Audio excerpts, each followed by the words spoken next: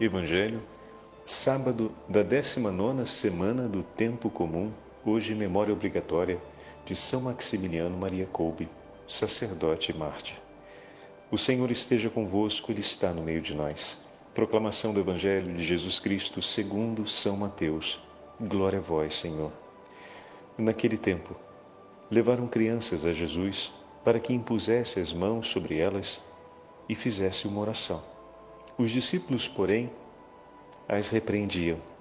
Então Jesus disse: deixai as crianças e não as proibais de virem a mim, porque delas é o reino dos céus. E depois de impor as mãos sobre elas, Jesus partiu dali. Palavra da salvação. Glória a vós, Senhor. Sábado da 19ª semana do Tempo Comum, hoje memória obrigatória de São Maximiliano Maria Kolbe, sacerdote e mártir. Em nome do Pai, do Filho e do Espírito Santo. Amém. Queridos irmãos e irmãs, há um dia da grande solenidade da Assunção da Beatíssima Virgem Maria, que vai ser coroada Rainha do Céu. A Igreja tem a alegria de celebrar duas grandes memórias. A primeira memória obrigatória é São Maximiliano Kolbe, que muitos de nós conhecemos a história. Nosso irmão franciscano, que no campo de concentração, conduzido com os demais prisioneiros, em um ato de amor, entrega sua vida para salvar a vida de um dos prisioneiros condenados à morte. E é lançado junto com os outros 9 condenados no bunker para serem submetidos à morte por desidratação e fome.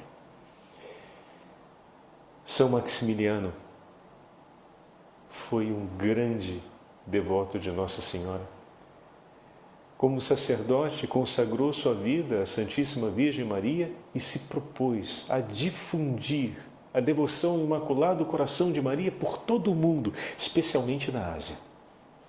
No filme chamado Duas Coroas, quem tiver o interesse de assistir, poderão ver um pouco mais da história desse santo sacerdote do nosso tempo, que procurando levar o máximo de almas para junto do Senhor, se entregou inteiramente por amor a Maria Santíssima. São Maximiliano não tinha dúvidas. Seria pelas mãos de Maria que muitos corações chegariam até Jesus. E nisso colocou toda a sua vida, seguindo arduamente o testemunho da Santíssima Mãe, especialmente através da obediência. E hoje, como vamos ouvir, em uma das cartas que São Maximiliano escreve para os superiores, para o superior de uma das casas, ele fala com tanta profundidade e com tanta consistência a respeito do dom da obediência, e como para nós, de maneira especial, para nós sacerdotes e religiosos, a obediência é realmente a virtude que nos liga de maneira tão íntima a Jesus na missão apostólica, que sem ela se torna estéril toda obra ou propósito apostólico que possamos enredar em favor da salvação das almas. E isso é muito sério. Mas olha que maravilha, meus irmãos. Ontem a Santa Liturgia nos entregou o ensinamento de Jesus a respeito da aliança estabelecida por Deus desde o princípio. E falou para nós a respeito da beleza da aliança entre o homem e a mulher, que vem consagrada a Deus. É abençoada desde a criação, como união natural, e vem consagrada a Deus através do sacramento do matrimônio. E Jesus ontem fala abertamente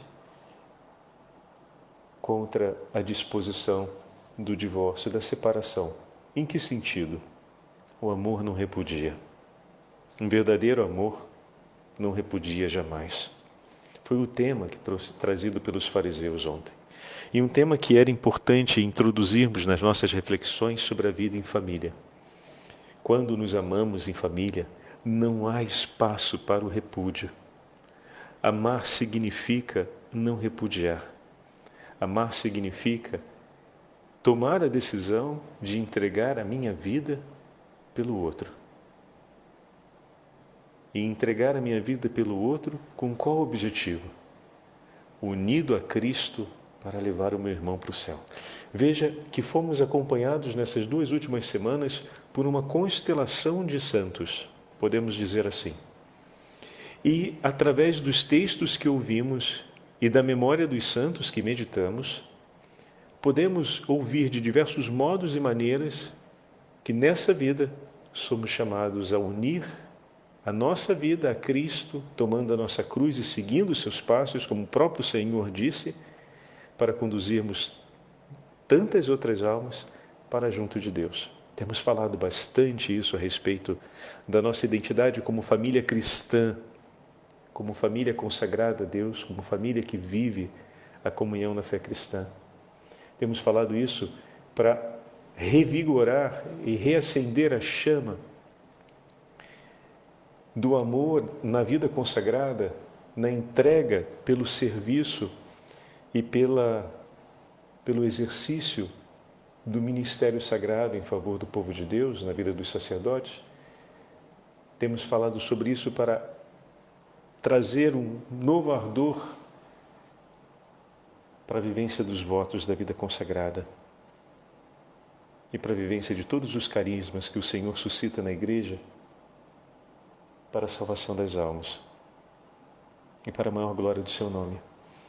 E hoje temos essas 2 memórias, São Maximiliano Kolbe e temos também Santo Stanislau Kolbe, pouco falado, noviço da Companhia de Jesus, um jovem da nobreza polonesa que o pai mais exatamente, o seu irmão mais velho, não aceitavam que ele seguisse a vocação entrando para a Companhia de Jesus e se tornando um sacerdote jesuíta. Então ele começa uma longa peregrinação para poder dar prosseguimento àquele chamado que a própria Virgem Maria tinha lhe feito um dia em oração. E bom, a Santíssima Virgem Maria vai conduzindo a história desse jovem rapaz. Ele tinha, para ser mais exato, de 15 para 16 anos quando isso aconteceu. E o leva a conhecer vários nomes importantes.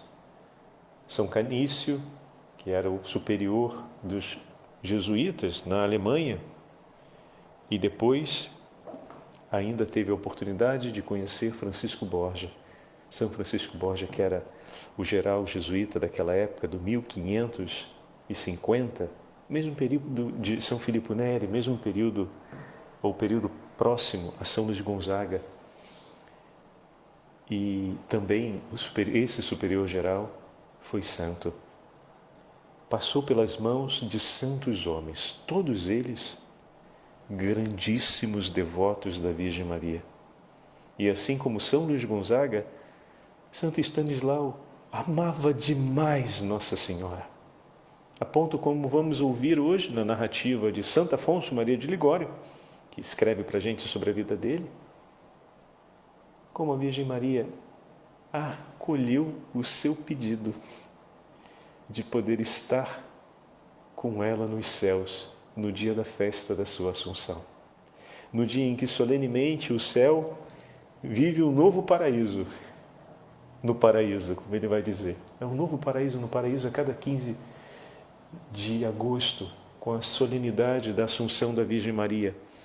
E, de fato, nas celebrações do exorcismo, é uma das datas mais temidas pelo maligno, em que ele entra em pavor e todo o inferno treme pela solenidade da Assunção da Virgem Maria.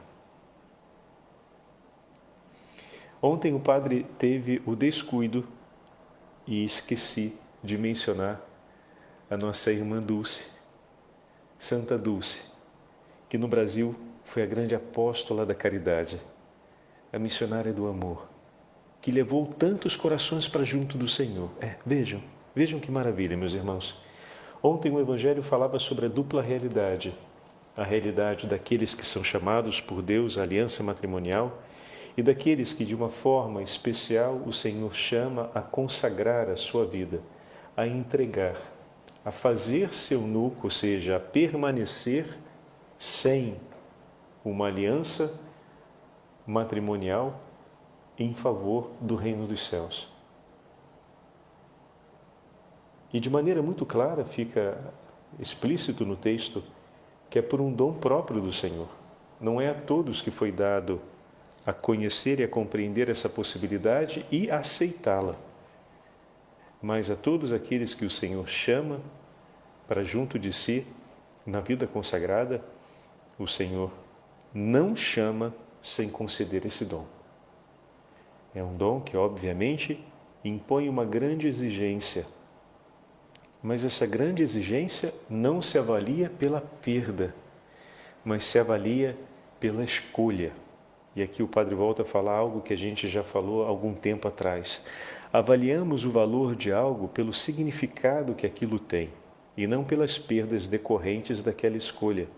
Porque quando escolhemos algo, escolhemos pelo valor e o significado último que aquilo representa para nós. As perdas são consequência. O fim não está nas perdas, está na escolha feita. Então, obviamente, ao entrar na vida celibatária, ao escolher aquilo que o Senhor nos propõe no celibato, se o sacerdote ou consagrado não olha para tudo aquilo que ele está escolhendo, o celibato significará um grande peso. Se eu não renovo como consagrado cotidianamente o zelo pela salvação das almas, o cuidado pela aliança de intimidade ao Senhor, a intimidade diferenciada que existe na vida consagrada. Sim, todos os batizados rezam, todos os batizados vão à missa, todos os batizados participam dos sacramentos, mas se fomos separados por Deus, não é para nos contentarmos em participar juntamente com os batizados. Ele nos separa para que possamos estar à frente por amor de todos os batizados. Um sacerdote, quando toma a liturgia das horas nas mãos e reza, oferece a sua oração por todas as almas que lhe foram confiadas. E são infinitas essas almas, é difícil de saber quantas são. Da mesma forma, cada ato que cumprimos de amor na obediência dos deveres da nossa vida consagrada, os efeitos são infinitos. E existe uma graça especial quando nós cumprimos cada um deles. Como maior é o laço de amizade, pois maiores são os dons que o Senhor nos entrega para a união com Ele, maiores também serão os méritos e serão os efeitos dessa aliança, o que não significa colocar em demérito a aliança dos batizados, mas significa olhar com humildade e com grande modéstia a grandeza daquilo que o Senhor nos confia e escolhermos correr ao encontro disso pela escolha que o Senhor fez de nos confiar tão grandes dons e tesouros. Podemos recolher tanto pelas almas do purgatório, podemos recolher tanto pela conversão dos pecadores, podemos recolher tanto pela santificação dos homens, podemos recolher tanto em favor da reparação pelas ofensas cometidas contra o nome de Jesus e de Maria. Porque grande é a amizade do Senhor, Ele nos escolheu para estarmos juntos de uma maneira mais íntima em seu coração. E toda a família dos batizados sabe olhar para essa dignidade que o Senhor quis, na sua total liberdade, sem mérito algum de nossa parte, reservar a cada um de nós, consagrados e sacerdotes.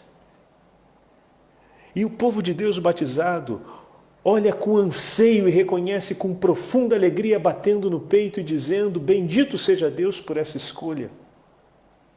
E como é que nós olhamos de uma maneira achatada e piana e achatada, perdoe o italianismo, achatada, aplacada no chão, às vezes como um acinzentado.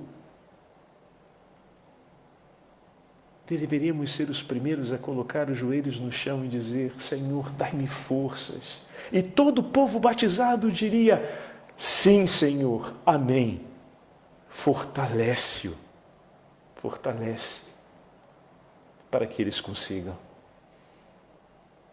Assim como Moisés e Arão subiam para rezar, e todo o povo de Deus permanecia esperando, e Moisés depois avançava para contemplar a face de Deus em intimidade, e todo o povo embaixo esperava, pois sabia que as preces de Moisés eram amadas por Deus e Deus o escutava.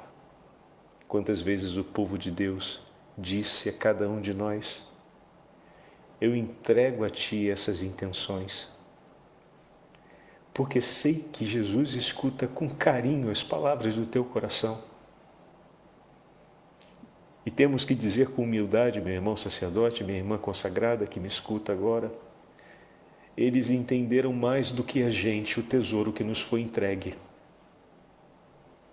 E olhando o testemunho desses dois irmãos de hoje e o testemunho da nossa amada Santa Dulce dos Pobres, é hora de renovarmos essa consciência e, por um ato de humildade, reconhecermos o extraordinário poder e a infinita bondade de Deus e nos confiarmos a essa bondade, deixando que Ele inflame o nosso coração de amor e entregues nas mãos da Virgem Maria, como nos testemunham esses dois santos amigos, nos lancemos no mundo, como dizia Dom Bosco, para salvar almas. Tantas quantas o Senhor me confiar, tantas quantas o Senhor nos confiar, não quero perder uma, Senhor, de todas aquelas que me entregastes. Assim como Cristo não perdeu nenhuma das ovelhas que lhe foi confiada pelo Pai.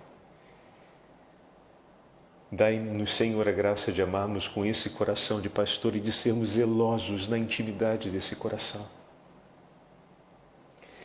E o Evangelho de hoje nos fala exatamente da beleza de Jesus, que recebe as crianças e as abençoa. Não parte sem antes abençoá-las. Com que delicadeza esse Evangelho vem contado, porque naquele momento as crianças eram colocadas à margem, eram meio que desprezadas na vida social, não tinham uma relevância de importância. Hoje, com toda a crise que temos de natalidade, e também por outras razões, porque como sociedade melhoramos em muitos aspectos, ainda que tenhamos piorado em tantos outros, a compreensão do valor e da dignidade de cada um dos nossos pequenos é muito mais clara e intensa. E naquele momento Jesus faz isso ser bem evidente. Não se perde nenhum dos pequeninos, até os mais desprezados, nesse caso as crianças, tem lugar. Deixai que as crianças se aproximem de mim. E o Senhor diz ainda mais: pois como elas é o reino dos céus, dos que são como elas é o reino dos céus, daqueles que nutrem e trazem consigo a pureza e a total confidência de coração. A criança, ela é extremamente confidente a Deus sobre o que sente e o que vive. E ela tem uma disposição natural à obediência, ainda que nela haja também a disposição, por conta do pecado, a desobediência e a rebelião. E ao longo da nossa vida, então, o que aumentou mais? A rebelião, que trouxe o pecado para a nossa história, ou a obediência que naturalmente o Senhor infundiu como dom? E que veio com o sacramento e com a fé e com todos os outros socorros espirituais ajudar a gente a permanecer e a perseverar na obediência. Qual dos dois tem sido mais frequente, tem aumentado mais na nossa vida, tem se refinado mais? Tan, tan, tan, tan. A desobediência, a rebelião a Deus, ou a obediência e a docilidade à inspiração de Deus? Olha aí, vamos anotar isso. Parâmetro para a nossa vida familiar. Toma nota. Nas nossas avaliações, nos nossos exames de consciência em família, olha aí algo importantíssimo. O Senhor nos deu uma vida inteira para aprendermos o caminho da obediência, que é o caminho que nos leva para o céu. E vamos ver já já São Maximiliano Kolbe falando a respeito da obediência como grande tesouro que o Senhor nos entrega.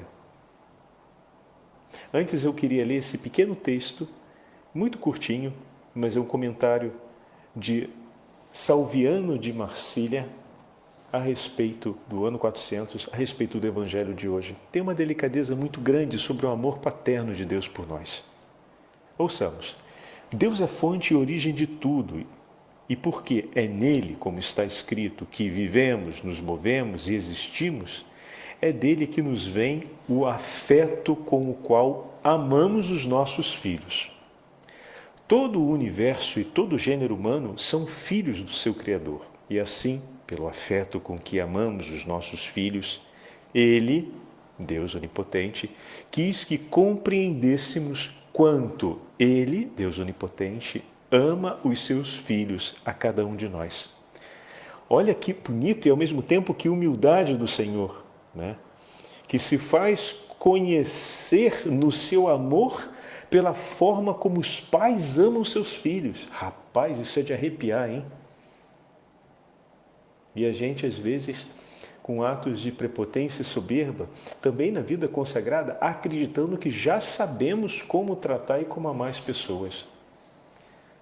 Se Deus nos confiou, se Ele escolheu esse caminho de grande humildade, de fazer-se conhecer pelo modo como os pais amam os filhos, seria para nós de fazer tremer as pernas? Não, se Deus escolheu isso, que por primeiro não tremam as nossas pernas, mas que se inflame o nosso coração. E se tremerem as pernas, que seja para que o nosso coração se inflame. Porque se Ele nos confiou tamanha responsabilidade, seguramente nos revestiu com maiores bênçãos ainda, com inúmeras bênçãos para que essa responsabilidade se cumpra segundo a sua vontade. Não é uma responsabilidade que vai se cumprir de qualquer jeito, mas segundo a sua vontade. Por isso Ele colocou o máximo e a totalidade de suas bênçãos em nosso favor, para que se cumpra essa verdade. Estão vendo? Se tremer as pernas, que seja para aquecer o coração. Porque está escrito que o que é invisível nele, o seu eterno poder e a sua divindade, tornou-se visível à inteligência desde a criação do mundo nas suas obras, como escreve São Paulo aos Romanos. Ele, Deus Onipotente, quis fazer-nos compreender o seu amor por nós, pelo amor que nos deu pelas nossas obras. E como está escrito que dele recebe o nome toda a paternidade nos céus e na terra, assim quis que reconheçamos nele o afeto de um pai para conosco. Que digo eu de um pai? O seu amor é bem maior que o de um pai nesta terra. Prova-nos estas palavras do Salvador no Evangelho. Tanto amou Deus o mundo que lhe entregou o seu Filho unigênito, a fim de que todo aquele que nele crê não se perca, mas tenha vida eterna. E o apóstolo Paulo diz também, ele que nem sequer poupou o seu próprio Filho, mas o entregou por todos nós, como não havia de nos oferecer tudo juntamente com Ele. É verdade. É verdade.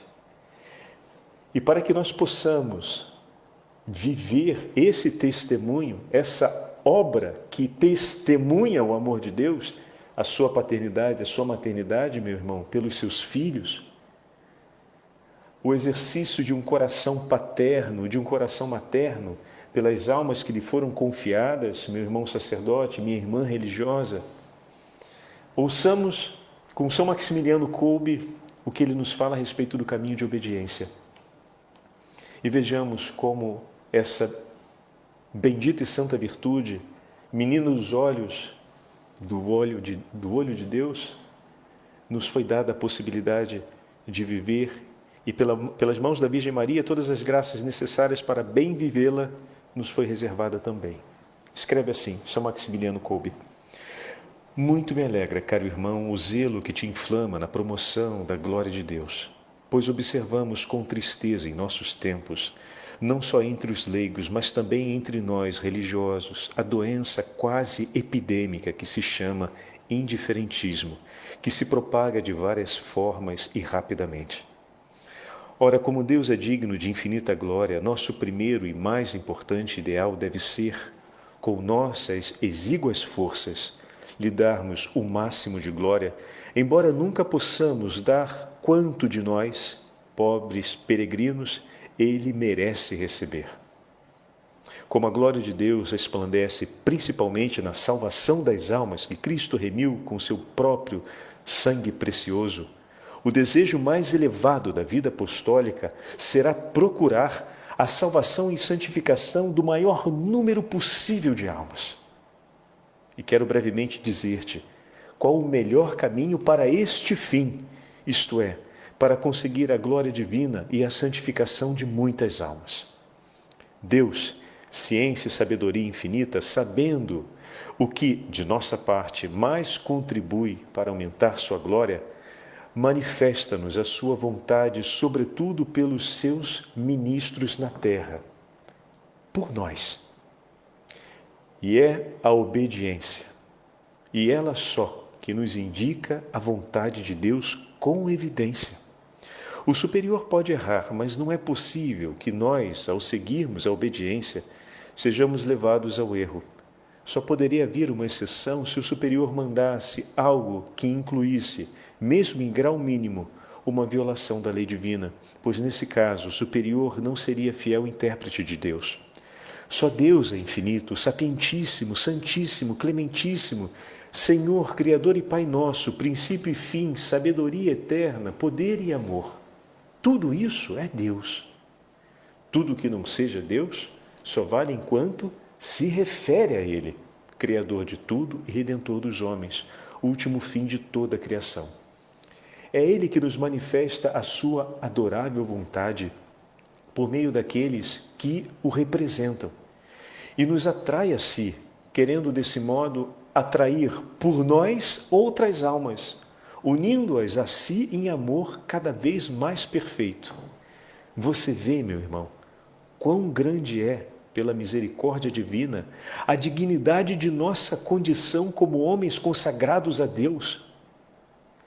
Pela obediência com que ultrapassamos os limites de nossa pequenez e conformamos-nos à vontade divina que nos dirige com sua infinita sabedoria e prudência, a fim de agirmos com retidão em favor da salvação dos homens. Pode-se até dizer que, seguindo assim a vontade de Deus, a qual nenhuma criatura pode resistir, nos tornamos mais fortes que tudo e suportamos até as mais duras dores desse tempo. Esta é a vereda da sabedoria e da prudência. Este é o único caminho pelo qual possamos dar a Deus maior glória. Pois, se existisse caminho diferente e mais alto, certamente Cristo nulo teria manifestado com sua doutrina e exemplo. Ora, a Divina Escritura resumiu a sua longa peregrinação em Nazaré, ou seja, seus 30 anos de vida, com essas simples palavras: e era-lhes submisso, obediente em tudo. Lucas 2:51. Obediência, mostrando, como nos indicou toda a sua vida ulterior sob o significado da obediência, mostrando que desceu à terra para fazer a vontade do Pai. Amemos por isso, irmãos. Amemos sumamente o amatíssimo Pai Celeste e deste amor seja prova a nossa obediência, exercida em grau supremo, quando nos exige o sacrifício da própria vontade e, por fim, o sacrifício da própria vida. Não conhecemos, para progredir no amor de Deus, livro mais sublime que seja Jesus Cristo e Jesus Cristo crucificado.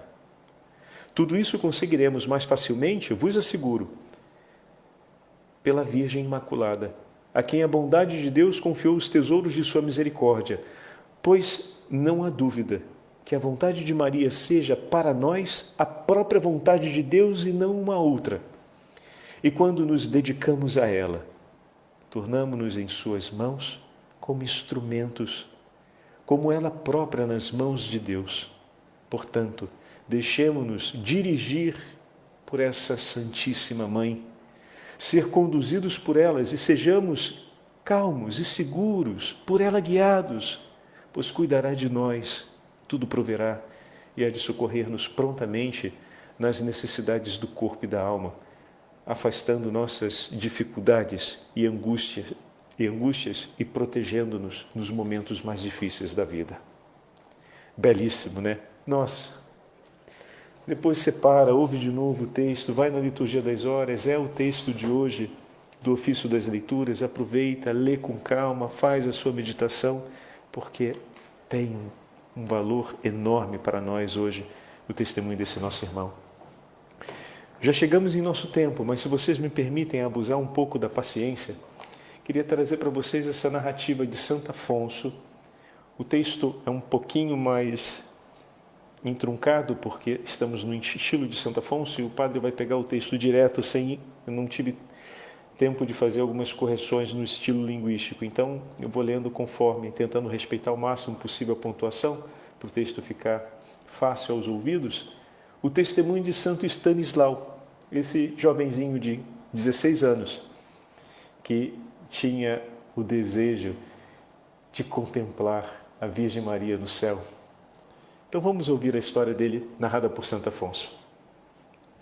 Esse santo jovem, tão dedicado ao amor de Maria, ouviu no primeiro dia do mês de agosto uma conferência que o padre Canísio fizera aos noviços da Companhia de Jesus. Aconselhou-lhes o santo pregador, e com muita insistência, que vivessem cada dia como se fosse o último de sua vida, findo o qual lhes fosse preciso comparecer perante o tribunal divino. Terminada a conferência, dissera Stanislau aos companheiros que aquele conselho era particularmente para ele a voz de Deus, porquanto havia de morrer naquele mesmo mês. Isto disse, ou porque Deus expressamente lhe revelou, ou ao menos por certo pressentimento do que ia acontecer. Não o sabemos. 4 dias depois, foi o santo jovem com o padre Emanuel de Sá visitar a igreja, basílica, de Santa Maria Maior. Em caminho discorreu sobre a próxima festa da Assunção da Beatíssima Virgem Maria e disse assim a padre Emanuel: Padre, creio que nesse dia se vê um novo paraíso no paraíso, contemplando-se a glória da Mãe de Deus coroada Rainha do céu e colocada tão próxima ao Senhor sobre todos os coros dos anjos. Dizem que em cada ano se renova esta festa no céu, e eu creio nisso e espero que verei a primeira que lá se fizer. Segundo uma aceitável narração, nesse mesmo dia, Stanislau, inflamado de amor, escreveu uma carta à sua querida Mãe do Céu, na qual lhe pedia a graça de assistir à celebração de sua festa no paraíso. Tocando-lhe então, por sorte, o glorioso mártir São Lourenço como protetor do mês, segundo uma tradição da Companhia de Jesus, o que significa isso? Era uma tradição para cada mês, os santos naquele mês, né? Para cada mês era escolhido a cada um dos noviços escolhia um santo como patrono para acompanhá-lo durante aquele mês, e ele seria também referência para a vida espiritual, a vida daquele santo, né? Então tocou, tirando por sorte, dentre os diversos santos desse mês de agosto, saiu São Lourenço, que é dia 10, nós já celebramos, São Lourenço. Ele pegou, era São Lourenço, o santo intercessor dele e o amigo de caminhada durante o mês de agosto. Então, voltando lá. Tocou-lhe então, por sorte, o glorioso mártir São Lourenço como protetor do mês. Comungou no dia de sua festa e depois suplicou ao santo que apresentasse a sua cartinha à Mãe de Deus e intercedesse por ele para um favorável despacho da mesma. No fim desse mesmo dia, veio-lhe a febre e, embora fraca, deu-lhe contudo, como certa, a graça pedida quanto a uma próxima morte. Com efeito, ao deitar-se na cama, disse muito alegre e risonho: daqui não me levantarei mais. E ao padre Cláudio Aquaviva acrescentou ainda, dizendo: meu padre, creio que São Lourenço já me obteve de Maria a graça de me achar no céu pela festa de sua Assunção e estou muito feliz. Mas ninguém ligou importância a essas palavras e outros ouviram com certa perplexidade, pois o amavam tanto. Na vigília da festa, o mal continuava a parecer leve e discreto. Disse, contudo, o santo jovem a um de seus irmãos que morreria na noite seguinte, ao que este lhe respondeu: ó irmão, maior milagre seria morrer do que sarar de um mal tão insignificante. Entretanto, eis que passada a meia-noite, caiu o santo num desfalecimento mortal, começando a suar frio e a perder as forças do corpo. Acudiu o superior, a quem Stanislau rogou que o mandasse pôr sobre o chão para morrer como um penitente. Isso lhe concedeu para o contentar e foi posto sobre o chão, sobre uma coberta.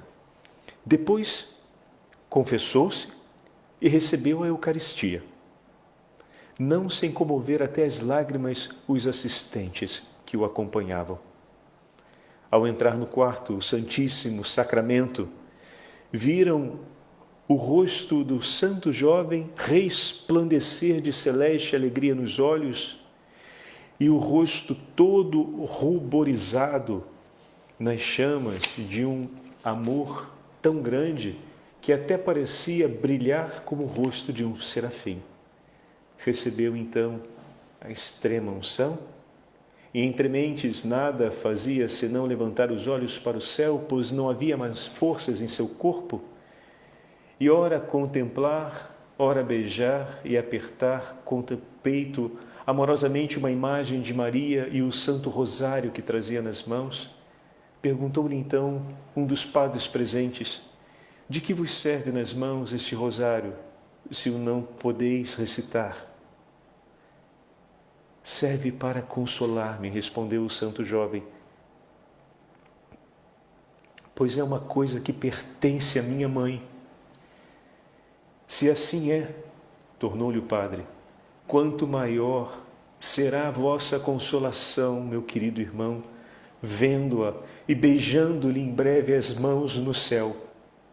Então o santo, com o rosto todo inflamado, levantou as mãos para o céu, exprimindo assim o desejo de achar-se na presença de Maria. Apareceu-lhe depois essa querida mãe, como ele mesmo disse aos circunstantes: eis que chegou a minha doce mãe. E pouco depois, ao amanhecer do dia 15 de agosto, expirou como um bem-aventurado, com os olhos fitos no céu, sem fazer movimento algum.